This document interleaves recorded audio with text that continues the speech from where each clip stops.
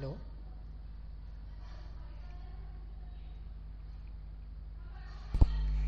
hello.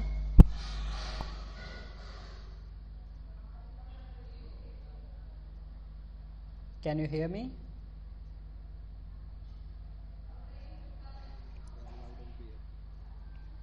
Okay, okay.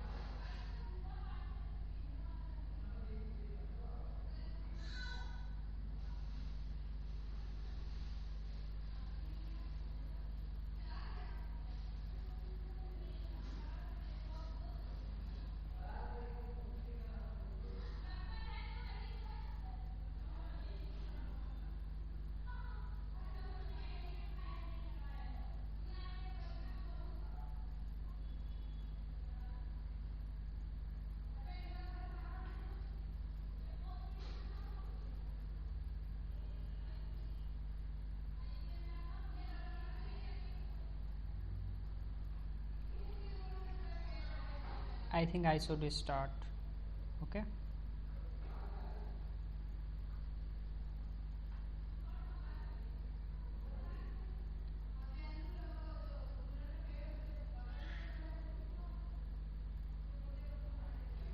Yesterday एक class हो चुकी है मॉड्यूल 9 की फर्स्ट चैप्टर इंट्रो हुआ है सेल मॉडल। आप लोगों ने सेल मॉडल पढ़ा है? Hello, give your response.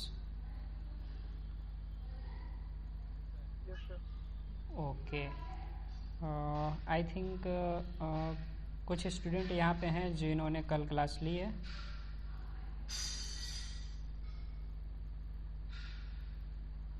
कल की क्लास किसने किसने करी है?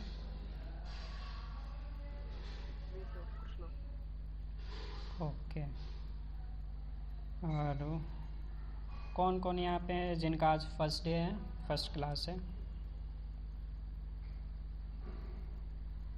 अरबाज एंड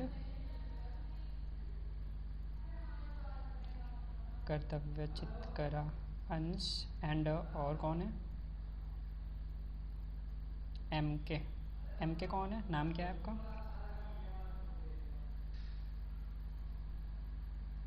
मनीष कुमार। ओके,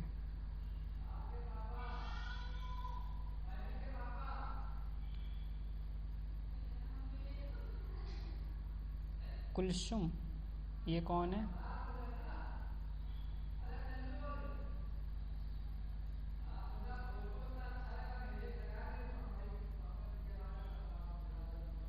जो जो लोग यहाँ पे जिनका फर्स्ट क्लास है आज, वो लोग अपना name and exact location and institute name जो व्हाट्सएप ग्रुप है मॉड्यूल 9 की क्लास की, वहाँ पे आप सेंड करेंगे after class. Okay,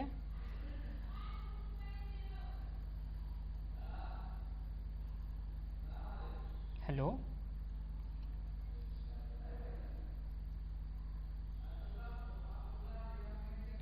give your response please, otherwise बोलने से कोई फ़ायदा नहीं हुआ ना, आपको रिस्पॉन्स देना पड़ेगा। कैसे पता चलेगा कि आप सुन रहे हो कि नहीं सुन रहे हो? सो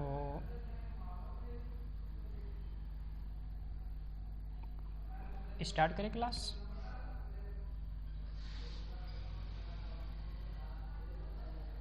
All of you ready? Yes, sir. Okay. Please give your response. Not in chat.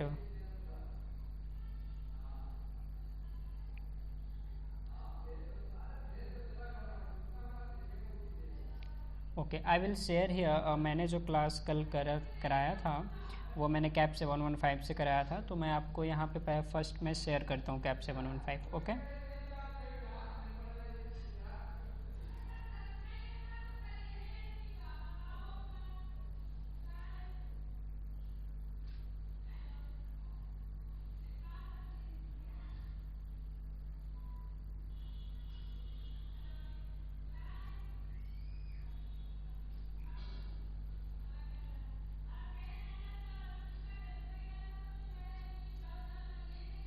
आपको दिख रहा है? स्क्रीन शेयर हो रही है आपके पास? हाँ, give your response. Yes, sir. It's good for, आप लोगों ने पढ़ा होगा, अगर आप लोग ह्यूमन फैक्टर पढ़ते हो तो आपको पता होगा कि कम्युनिकेशन बेस्ट तभी होती है जब दोनों तरफ से रिस्पॉन्स मिलता है। ओके, हमें यही चीज़ें सीखनी है ह्यूमन फैक्टर से, ताकि हमारे एविएशन फील्ड में हमसे कोई एरर ना बने। छोटी छोटी चीज़ों को पकड़ के ठीक करना है, इम्प्लीमेंट करना है अपने बिहेवियर में, अपने बॉडी लेवल पे। तो हमने कल why we need to take human factor, इनके बारे में बताया था कि हमें ज़रूरत क्यों पड़ी थी ह्यूमन फैक्टर की, एंड ह्यूमन फैक्टर्स को डिफ़ाइन करा था। सेल मॉडल के बारे में बताया था। हमने बताया कि जो सेल मॉडल होता है ना, ये नीड होता है, ये ज़रूरी होता है, किस लिए? क्योंकि ये पूरे कनेक्टेड होता है लाइववेयर से। देखिए यहाँ पे सेल मॉडल के 4 कंपोनेंट है, software, hardware, environment and liveware. जो लाइववेयर है ना, वो इसका सेंटर एलिमेंट है, सेंटर एलिमेंट है। पूछता है कि what is the centre element of SHELL model, आपके पेपर में पूछ लेता है। तो लाइववेयर जो सेंटर एलिमेंट होता है, और इसी लाइववेयर से कनेक्टेड होते हैं सॉफ्टवेयर, हार्डवेयर, इन्वायरमेंट। सब लोगों ने फर्स्ट चैप्टर पढ़ा है कि नहीं पढ़ा है, पहले ये बता दीजिए।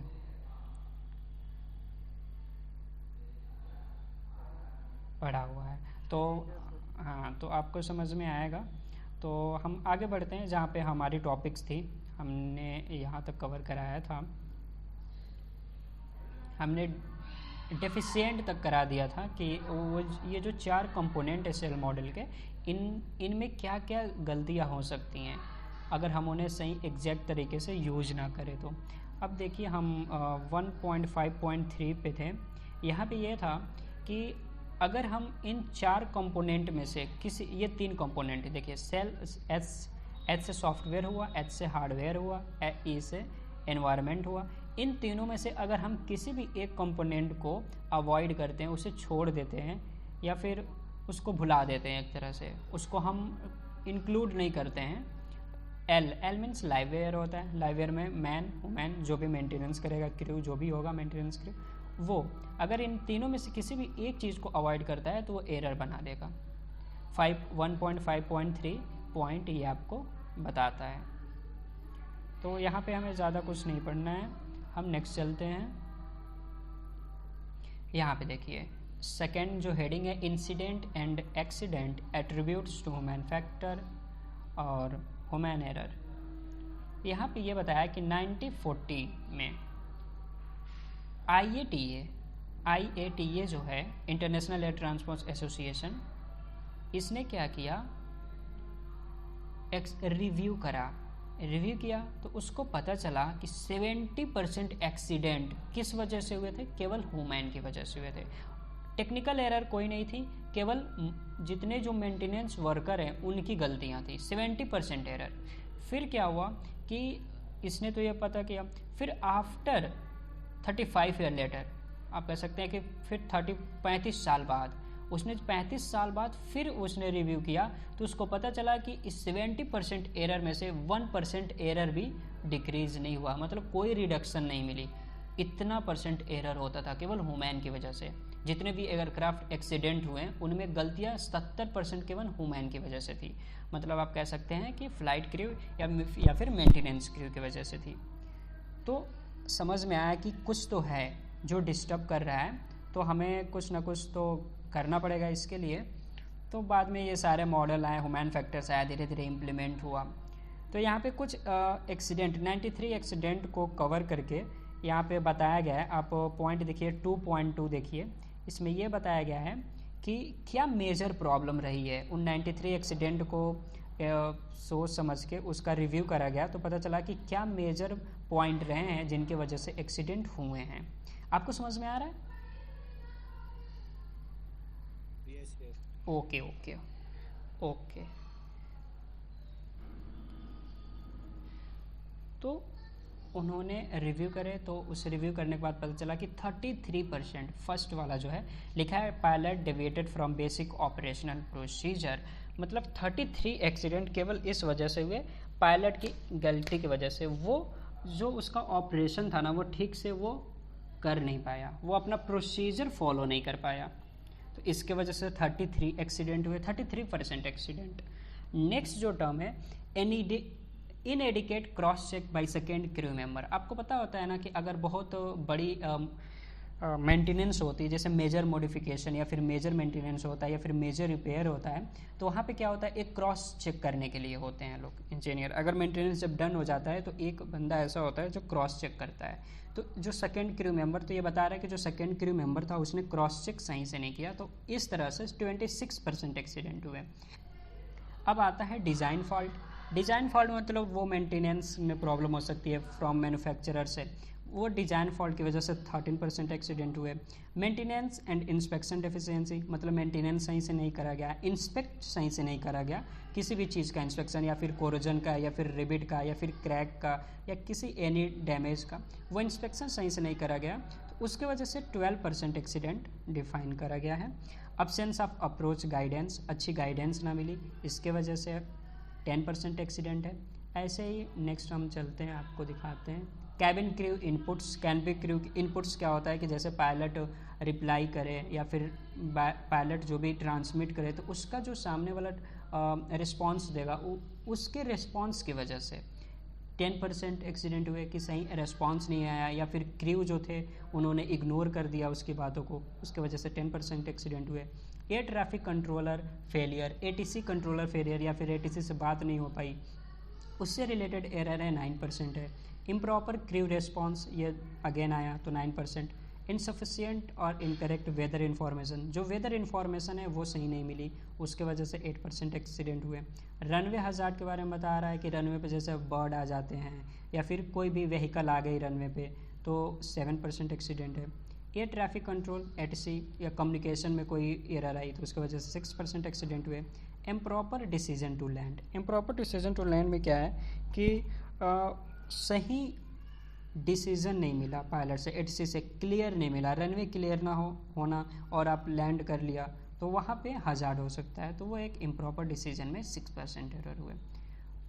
तो ये सारे पॉइंट को 93 एक्सीडेंट या 94 एक्सीडेंट को कवर करके इन पॉइंट को बताया गया कि ये सारी मेजर एक्सीडेंट की प्रॉब्लम रही हैं। आप लोग को समझ में आ रहा है?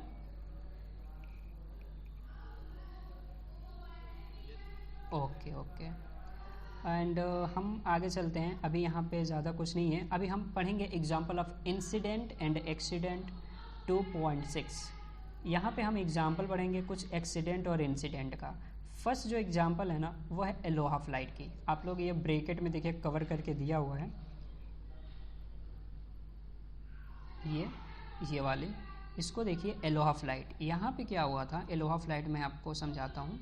इसमें क्या हुआ था कि यहाँ पे जो उसका फ्यूजलाज होता है ना, वो उखड़ गया था। जब फ्लाई हुई ना एरोप्लेन, जब उड़ा तो क्या हुआ, टेक ऑफ हुआ तो उसका फ्यूजलाज उखड़ के बाहर चला गया, और शायद 23 सेकेंड या 30 सेकेंड तक वो एरोप्लेन ऐसे ही आसमान में उड़ता रहा, और सारे इंसान ऐसे ही एयर में थे, हवा में एक तरह से थे। बहुत मुश्किल से वो लोग बचे थे, फिर सेफली लैंड हो गया।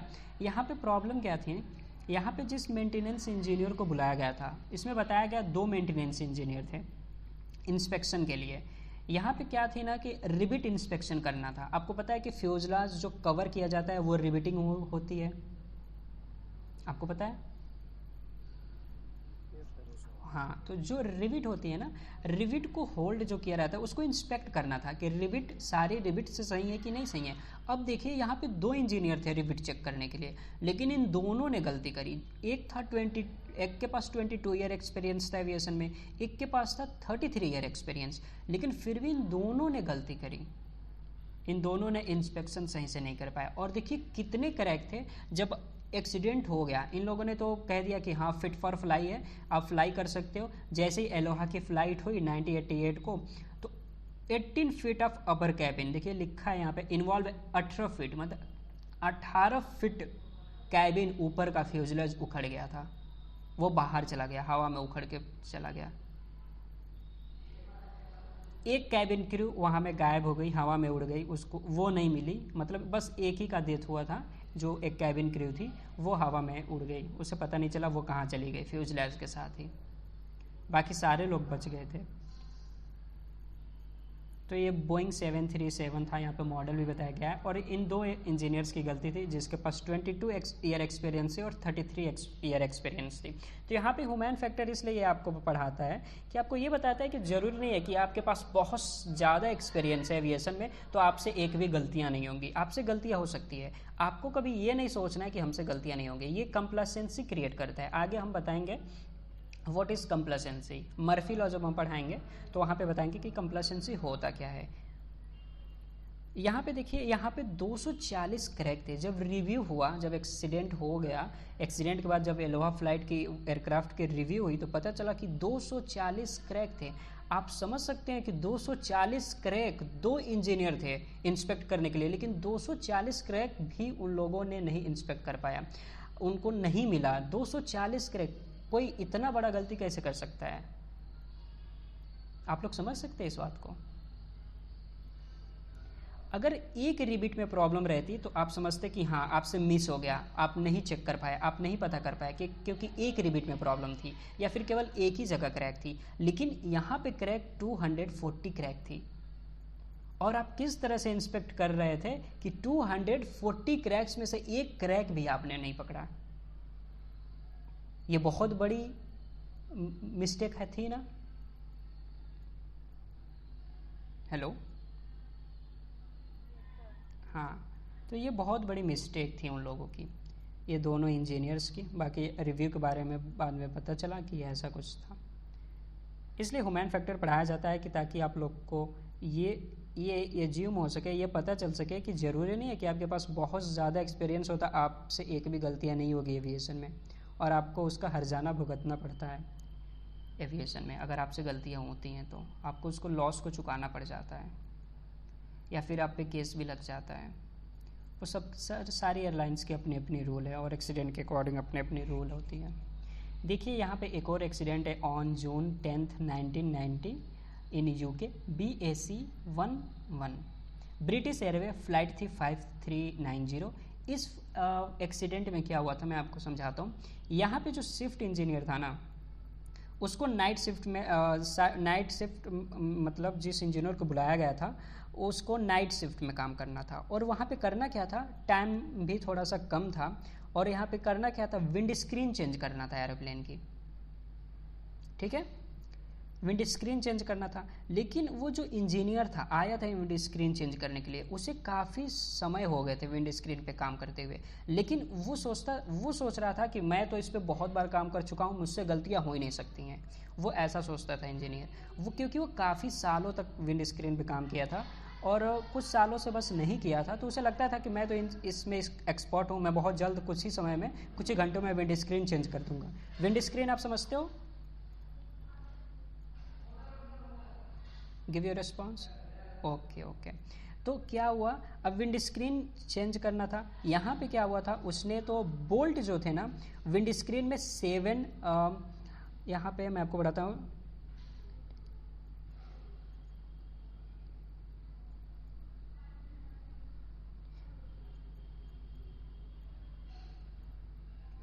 देखिए जो विंड स्क्रीन में जो बोल्ट लगे थे वो 7 डायमीटर था उनका। ओके, अब देखिए क्या होता है, मैं आपको थोड़ा समझाता हूँ। जब भी बोल्ट जहाँ पे होल्ड होता है या जहाँ बोल्ट लगता है, तो जब भी हम बोल्ट को रिमूव करते हैं ना, तो वहाँ पे जब नेक्स्ट बार जब वहाँ पे फिट करेंगे उस पार्ट को वहाँ पे, तो जो बोल्ट होता है ना उसकी डायमीटर बढ़ा के हम लगाते हैं। ओके, एविएशन का रूल है कि हम थोड़ा डायमीटर बढ़ाते हैं ताकि वो जो टाइट ड्राइव होती है वो बनी रहे, वो फिट बनी रहे। वरना अगर उसी डायमीटर का लगाएंगे ना तो वो थोड़ा सा लूज हो जाती है। और क्योंकि एरोप्लेन का जो कैबिन है वो प्रेशराइज कैबिन होता है, इसके वजह से हमें थोड़ा सा अधिक डायमीटर की हमें बोल्ट को यूज करना होता है। मान लीजिए हमने 7 डाया का यूज किया, तो इसमें बताया है कि उसे 8 डाया का बोल्ट यूज करना था उस इंजीनियर को। विंड स्क्रीन जब नई विंड स्क्रीन जब लगानी थी तो 8 डायमीटर की उसे बोल्ट यूज करना था, लेकिन उसके पास 8D डायमीटर की बोल्ट थी नहीं, एनफ बोल्ट नहीं थी। तो उसने क्या किया, 8C को सिलेक्ट कर लिया, 8C डायमीटर बोल्ट को सिलेक्ट कर लिया, जो कि 8D से थोड़ी सी कम डायमीटर की थी, और इसने विंड स्क्रीन को फिट कर दिया। अब क्या हुआ, जैसे ये फ्लाइट टेक ऑफ हुई ब्रिटिश एयरवेज की, तो विंड स्क्रीन कैबिन प्रेशराइजेशन की वजह से विंड स्क्रीन क्या हुआ, उखड़ के उड़ गया आसमान में, एंड जो को पायलट था ना वो बाहर निकल गया, और वो जो विंड स्क्रीन के ऊपर चला गया फ्यूजलेज पे, और जो पायलट था ना वो एक हाथ से उसको पकड़ लिया था, उसके एक हाथ को पकड़ लिया था पायलट, और पायलट कैसे भी बहुत मुश्किल से मेंटेन किया था एरोप्लेन की स्टेबिलिटी को, और उस वो को पायलट को भी पकड़ा हुआ था, नहीं तो उसकी भी जान खतरे में थी, क्योंकि वो फ्यूजलेज के ऊपर चला गया था, और सेफली उसने 1 राउंड करके फिर लैंड किया था। ये घटना, ये ऐसी घटना हो जाती हैं जो कोई सोचा भी नहीं होता है, लेकिन खैर यहाँ पे किसी की जान नहीं गई, तो इसलिए इसको हम इंसिडेंट कहते हैं। जहाँ पे अगर किसी की जान या फिर एरोप्लेन को कोई नुकसान ज़्यादा नहीं होता है तो हम उसे इंसिडेंट कहते हैं। अगर किसी की जान चली जाती है तो हम लोग कहते हैं कि हाँ ये एक एक्सीडेंट है, तो ये इंसिडेंट रह गई। अदरवाइज़ तो कैबिन प्रेशर भी कम हो जाता और सारे पैसेंजर की जान खतरे में पड़ जाती, क्योंकि कैबिन प्रेशराइज ही नहीं हो पाता, ऑक्सीजन मिल ही नहीं पाता। और यहाँ पे ये था कि अभी एरोप्लेन बहुत ऊपर नहीं गया था, अदरवाइज सबको 17,000 फीट 17,300 फीट तक एरोप्लेन अभी फ्लाई किया था। अगर 3,000 फीट के ऊपर आता तो समझिए एरोप्लेन को नीचे आते आते सारे पैसेंजर की जान खतरे में पड़ गई होती। आप इस बात को समझ रहे हैं?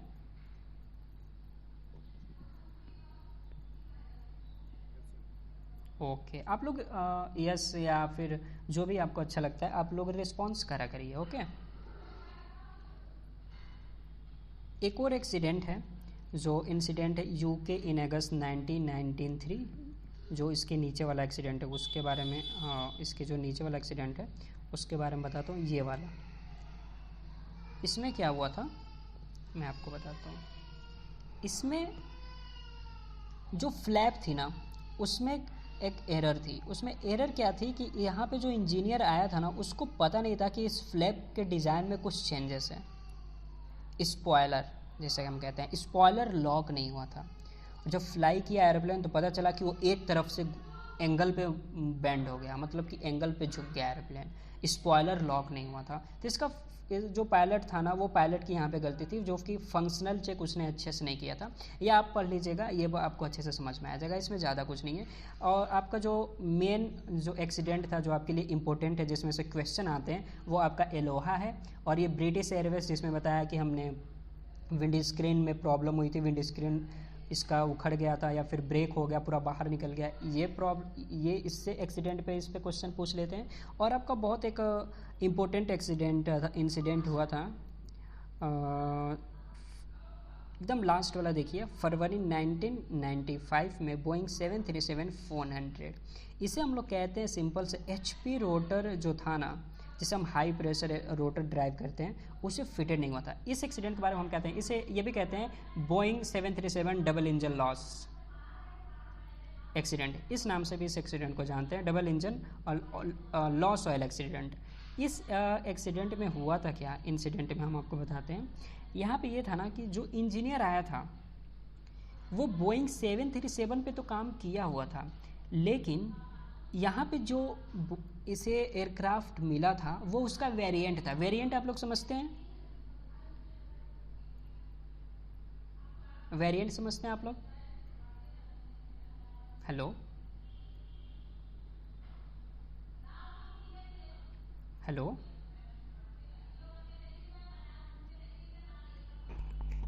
Can you hear me? आवाज़ नहीं आ रही?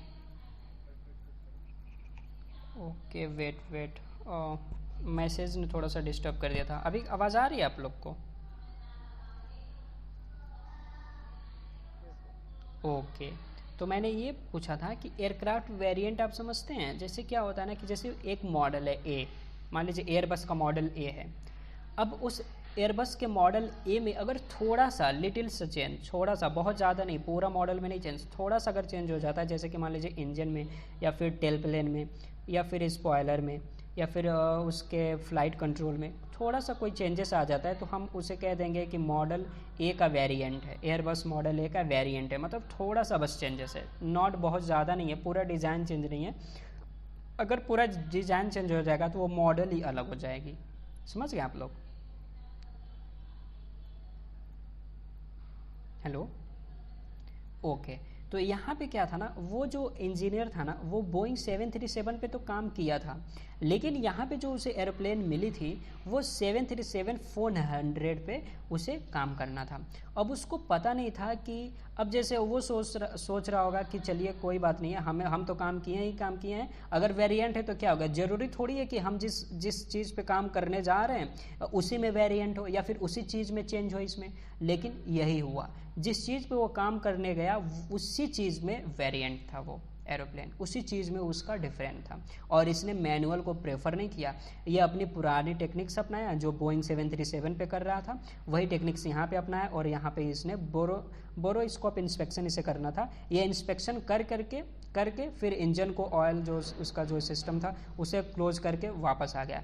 अब यहाँ पे इसने क्या किया ना, इसमें चेंज किया था, यहाँ पे एक HP रोटर कहा जाता है, किसमें एक HP रोटर थी जो कि न्यू ड्राइव थी, यहाँ पे वेरिएंट था, HP रोटर में वेरिएंट था, और इसमें क्या करना था, HP रोटर को लॉक करना था, और ये इंजीनियर HP रोटर को लॉक करना भूल गया। क्यों? क्योंकि इसे पता ही नहीं था ना कि यहाँ पे,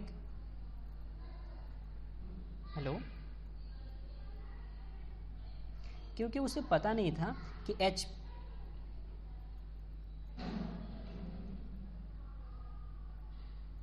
कि उसे HP रोटर को यहाँ पे, मतलब HP रोटर ऐसा कुछ यहाँ पे लगा है जिसे चेंज करना है। ओके, तो उसको पता नहीं था। अब उसने HP रोटर लॉक नहीं करा, जैसे ही फ्लाइट हुई तो क्या हुआ, जो ऑयल था ना वो लीक कर रहा था, इसकी वजह से इस एक्सीडेंट को कहा गया कि Boeing 737 double engine loss oil incident. तो ये कुछ एक इंसिडेंट है, हमने आपको समझा दिया। अभी देखिए मीटिंग शायद 10 सेकंड में अभी अपने आप क्लोज होने वाली है, तो फिर हम अगेन इसे अप्लाई करेंगे। पता नहीं क्यों नोटिफिकेशन आ रहा है कि 10 मिनट्स में मीटिंग क्लोज हो जाएगी ऑटोमेटिक। हम फिर रिकनेक्ट करेंगे, अगर क्लोज जाएगी तो आप लोग डिस्टर्ब मत होइएगा, हम दोबारा आपको लिंक शेयर करेंगे। ओके,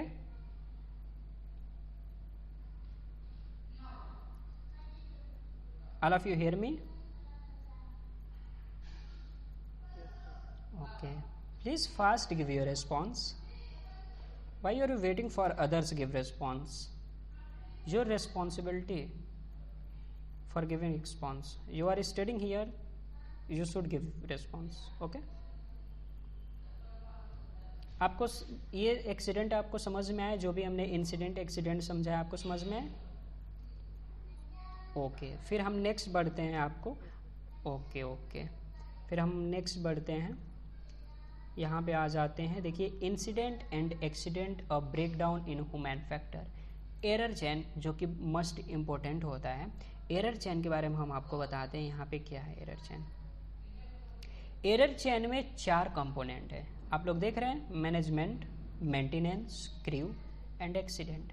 यहाँ पे क्या होता है कि अगर कोई एरर बना मैनेजमेंट से, ओके, और वो एरर पास करता है, मेंटेनेंस क्रू आएगा वहाँ पे, वो इंस्पेक्ट करेगा, वो चेक करेगा। अगर वो एरर मेंटेनेंस क्रू जो है या फिर मेंटेनेंस इंजीनियर है वो भी नहीं पकड़ पाया, तो वो ये एक लिंक बना ना कि मैनेजमेंट भी एरर को नहीं पकड़ पाया, मेंटेनेंस इंजीनियर भी एरर को नहीं पकड़ पाया। अब क्रू में फ्लाइट क्रू आ जाते हैं, उन्होंने भी एरर को ध्यान नहीं दिया, तो ये देखिए एक चैन क्रिएट हो जाती है, और ये चैन एक्सीडेंट को ले जाती है। तो इसलिए बोला कि if we can break just one link of the chain the accident does not happen. अगर यहाँ पे एरर मैनेजमेंट कैच कर लेता है तो ये चैन ब्रेक हो जाती है शुरू में ही, तो एक्सीडेंट होने की पॉसिबिलिटी नहीं है।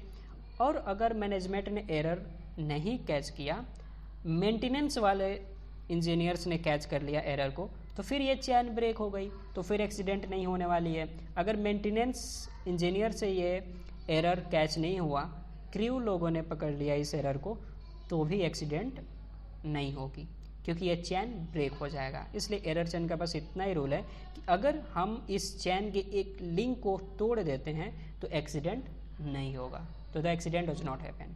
ओके, समझ में आया आप लोग को? ये बहुत सिंपल सा है, इसमें ज़्यादा ओके आप I think all of you understand.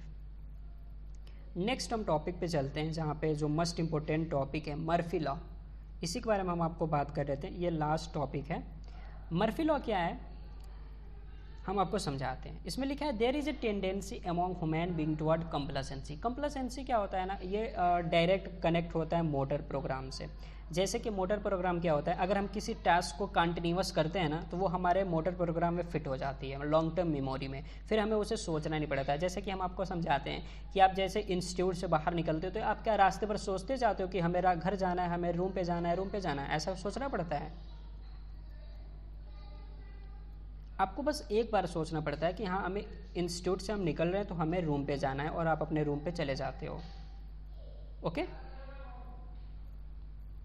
जैसे कि हम आपको बता रहे हैं साइकिल, आपने बचपन से साइकिल चलाना जानते नहीं है, आपने साइकिल को चलाना सीखा, उसके बाद से क्या हुआ, आप जब शुरू में जितना कंसंट्रेशन की ज़रूरत पड़ती थी साइकिल चलाने के लिए, इतना जो डर रहता था कि नहीं कहीं गिर ना जाए, कहीं कुछ ना हो जाए, वो क्या अब आपको लगता है, या फिर जब आप साइकिल चलाते हैं तो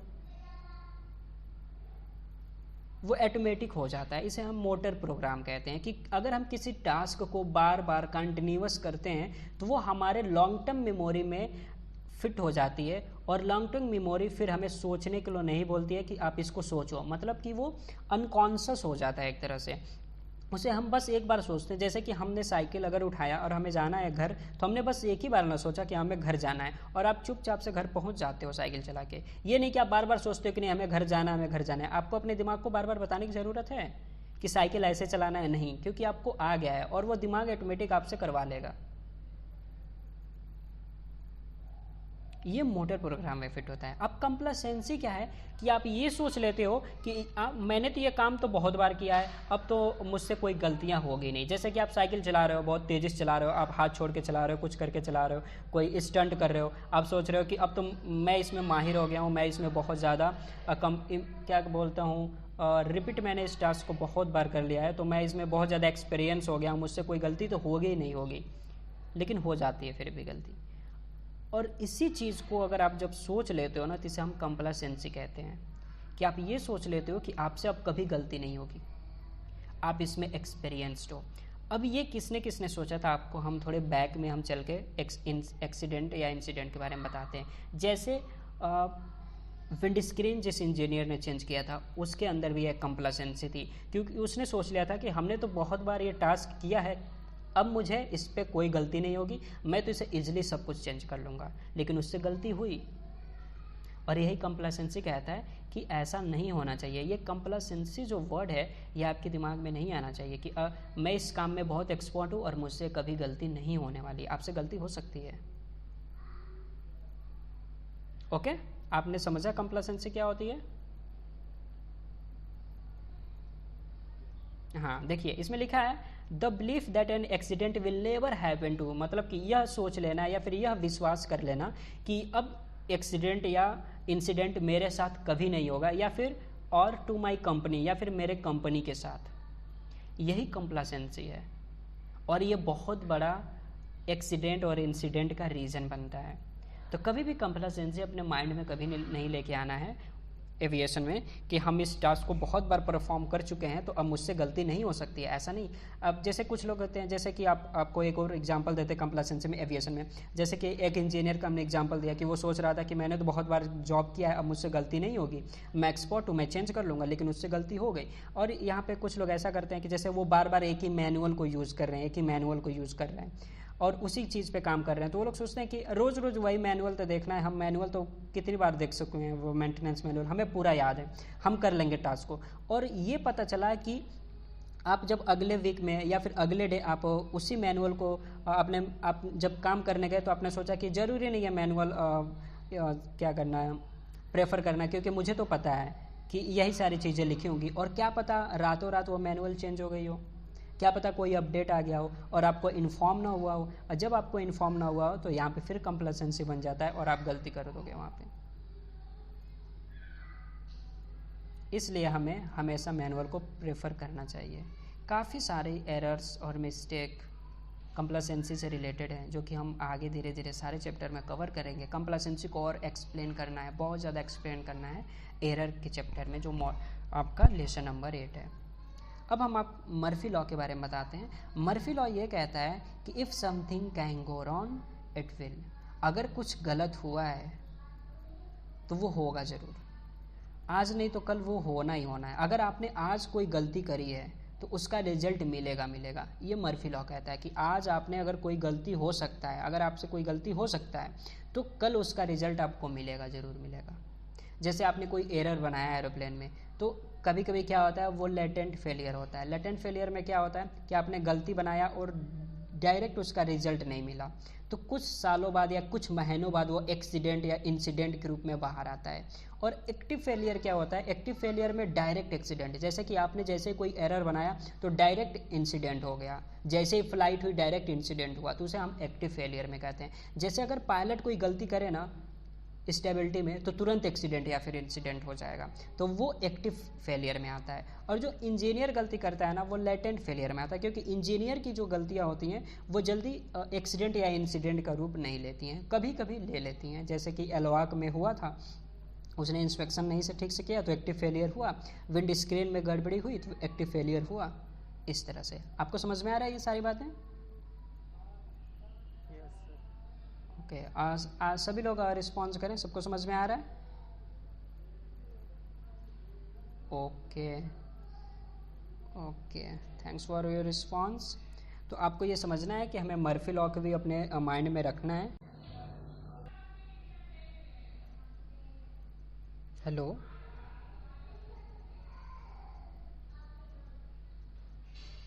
हेलो,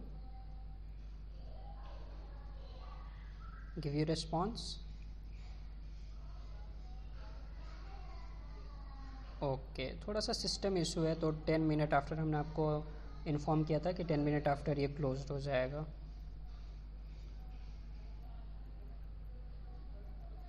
तो हमने आपको ये चैप्टर कवर करा दिया है। Murphy law last, I think ये लास्ट टॉपिक था, यस। तो मर्फी लॉ कंप्लीट हो चुका है। आप लोग ये बताइए कि आप लोग को क्या नहीं समझ में आया, या फिर कोई टॉपिक है जो आप ओके किसी ने बताया है, शायद मनीष कुमार ने, कि सर गूगल मीट यूज़ कीजिए। Okay, from tomorrow I will use Google Meet. तो आप लोग अपने अपने रिस्पॉन्स करें कि इनको कितना समझ में आया, कितना नहीं समझ में आया। आप लोग प्लीज़ थोड़ा सा बात कर सकते हैं आप हमसे। आप hi Kiran, the class will be complete हो चुका है क्लास, क्योंकि अभी ये चैप्टर टॉपिक कंप्लीट हो चुका है। Where are you from?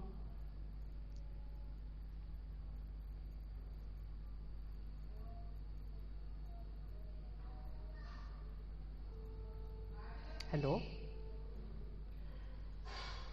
Any doubts? Please give your response. Ansh Agarwal ने रिप्लाई किया है। कृष्णा आडे, ओके। किरण तो अभी ज्वाइन किए हैं, तो उनको तो नहीं कुछ पता होगा। सौरभ ने भी ज्वाइन किया है।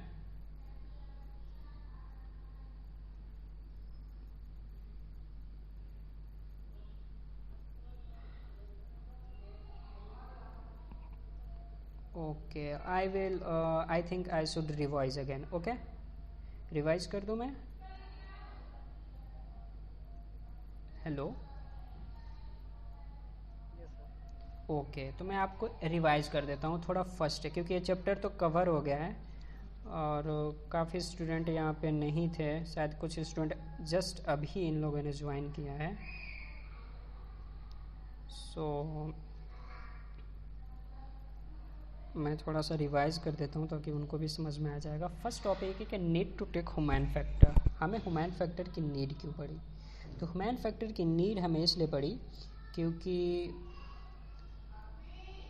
यहाँ पे क्या हुआ कि कुछ चीज़ें हैं। कौन सी चीज़ें हैं? जैसे कि वर्कलोड है, टेम्परेचर है, एनवायरनमेंट का अफेक्ट पड़ता है, हमारे ऊपर अलग अलग चीज़ों की प्रेशर है, टेंशन है, वो सारी चीज़ें हमें अफेक्ट करती हैं मेंटेनेंस में, परफॉर्मेंस पे। जैसे कि अगर हमारे दिमाग में कोई टेंशन पड़ रहा हो किसी टॉपिक की वजह से, किसी चीज़ की वजह से, अगर हम टेंशन में हैं तो मेंटेनेंस में जाते हैं तो हमारा कंसंट्रेशन पूरा नहीं रहता है।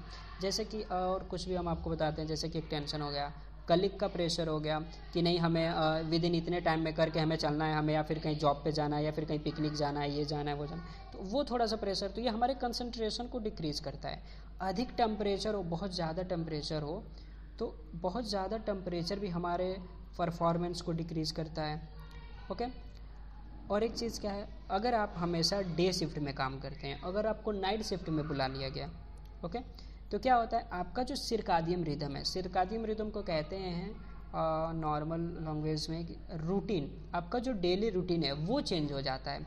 तो आपको अब वो नाइट वाले शिफ्ट में पूरी तरह से फिट होने के लिए आपका उस तरह से रूटीन बनने में थोड़ा सा टाइम लग जाता है, तो आपका पूरा फुल कंसंट्रेशन फिर वहाँ नहीं रह जाता है। तो फिर वहाँ पे आप जॉब में कोई ना कोई इशू या फिर आपसे कोई ना कोई गलती हो ही जाएगी एविएशन में। सो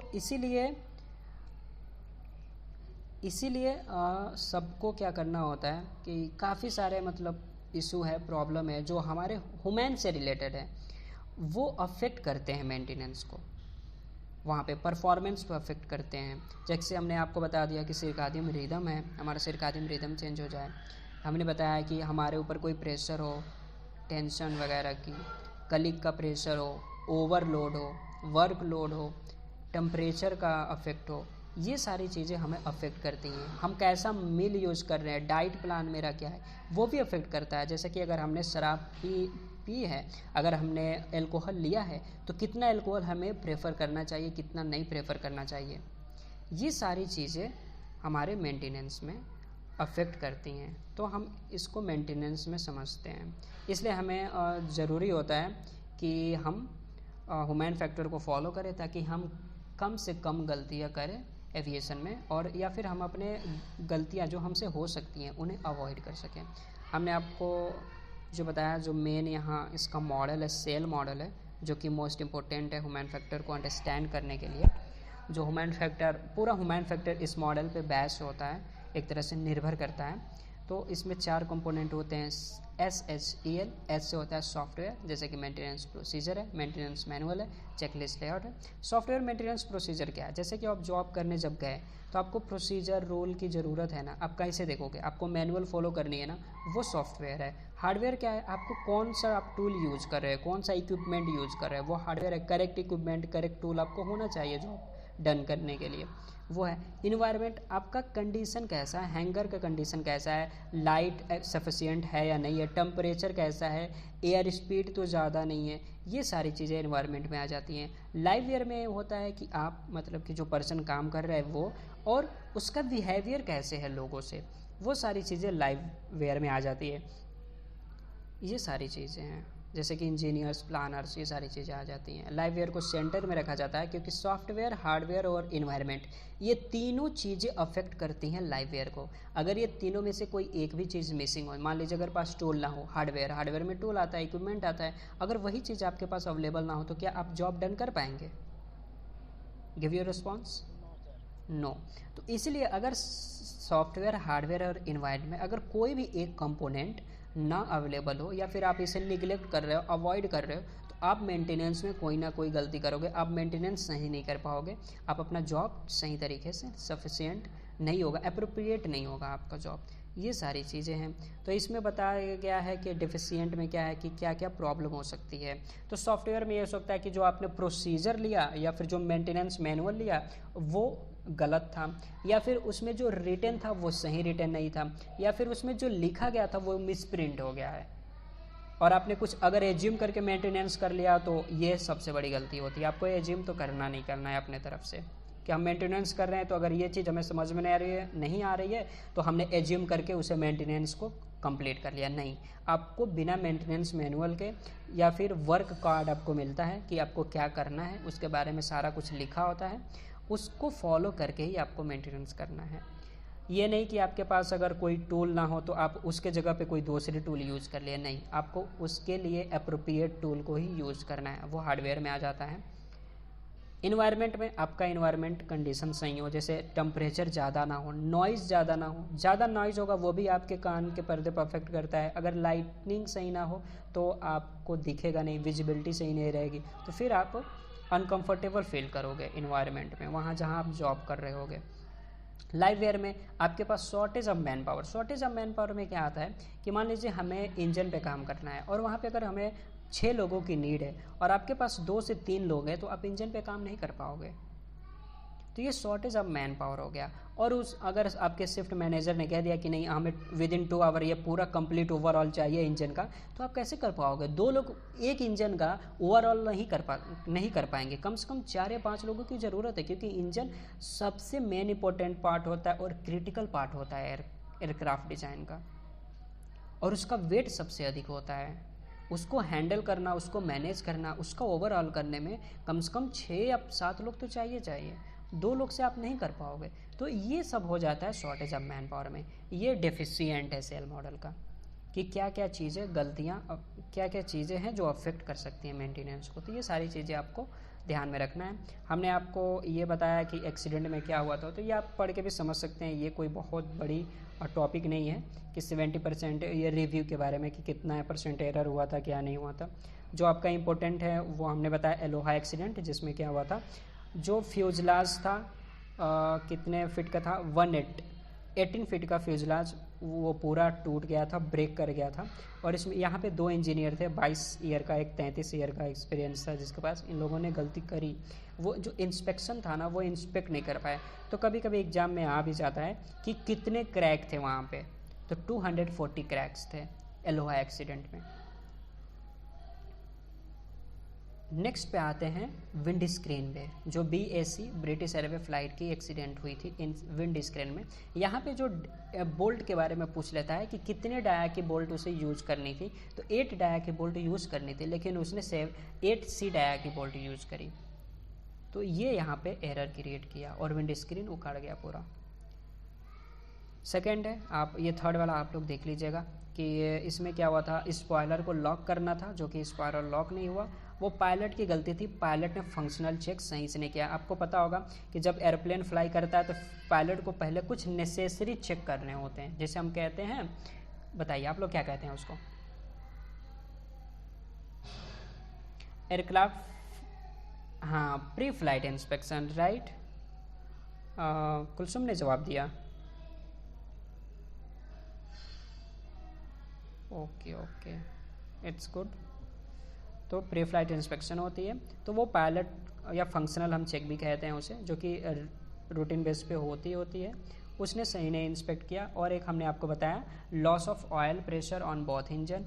वहाँ पे क्या हुआ था, अब ऑयल प्रेशर कैसे लॉस हुई, क्योंकि वहाँ पे जो HP रोटर ड्राइव था वहाँ पे लॉक नहीं किया गया, और इंजीनियर को पता नहीं था कि ये जो एरोप्लेन है यहाँ पे ये वेरिएंट है, बोइंग 737 का वेरिएंट है, और वेरिएंट कौन सी मॉडल थी, 737-400।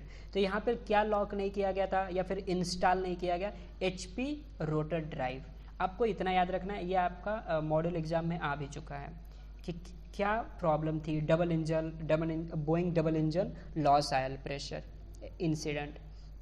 तो यहाँ पे ये है कि बस HP रोटर जो था वो इंस्टॉल नहीं किया था, क्योंकि वो इंजीनियर उसके पुराने वाले मॉडल पे काम किया था, उसको नहीं पता था कि यहाँ पे कोई वेरिएंट है। वो बस जानता था कि हाँ वेरिएंट है, लेकिन वो ये एज्यूम किया कि ज़रूरी थोड़ी है कि वेरिएंट होगा तो जो कार उसको मिला है, जो वर्क उसे मिला है, उसी वर्क में या फिर उसी इक्विपमेंट में वो वेरिएंट होगा।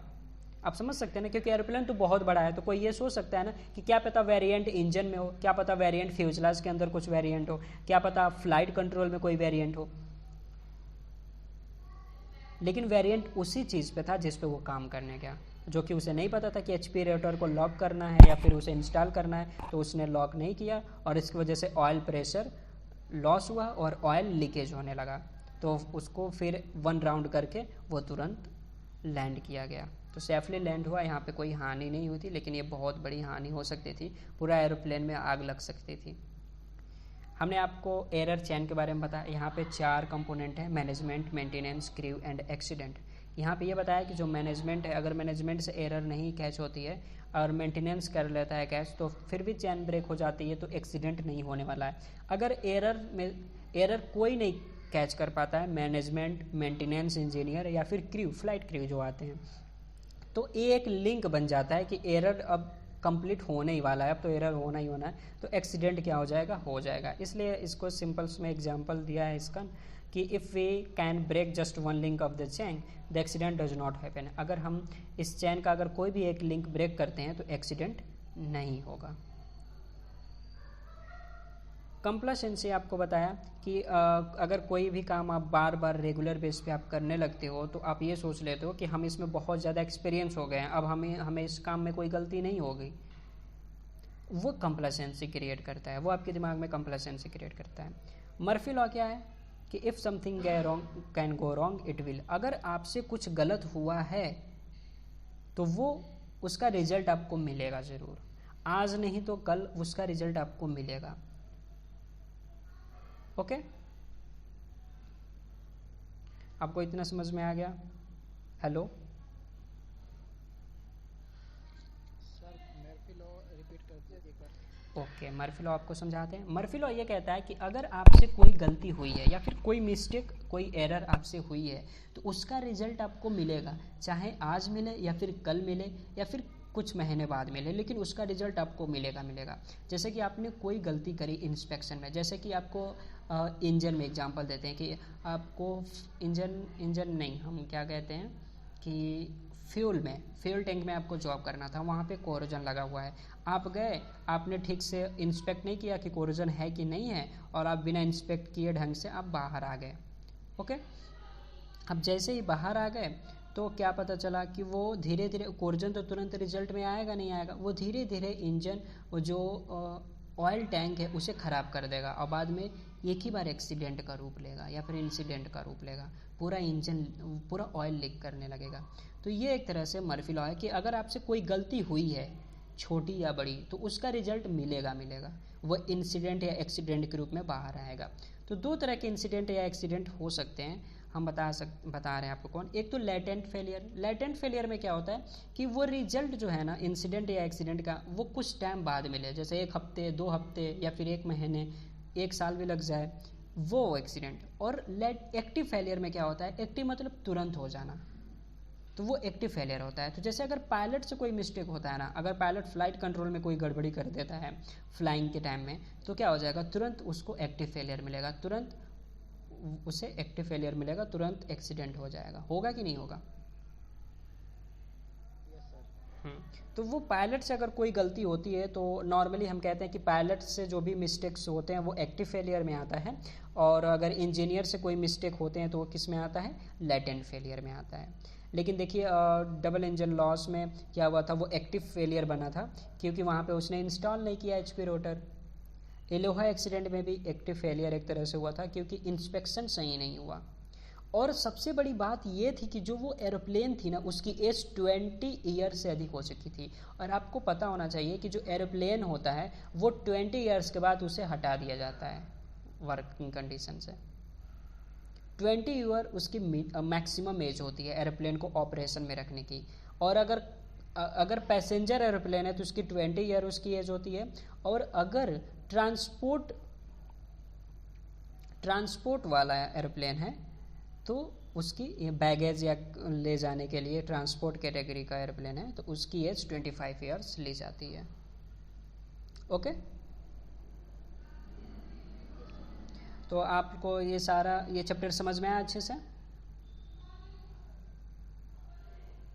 Yes sir. ओके, तो आई विल स्टॉप, मैंने स्टॉप कर दिया screen sharing. It's sufficient for today.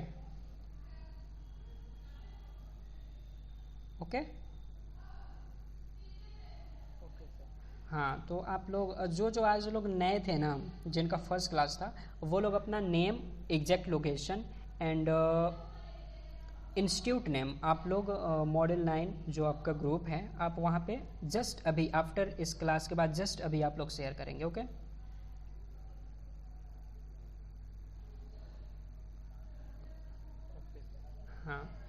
अब मैं बता दूं मैं कौन हूँ। मेरा नाम आरिफ रियान अंसारी है और मैं aeronautical training institute Lucknow airport पे जो इंस्टीट्यूट है वहाँ पे हम स्टडी कर रहे हैं इस टाइम। आप लोग अपने बारे में बताएंगे मुझे? हेलो।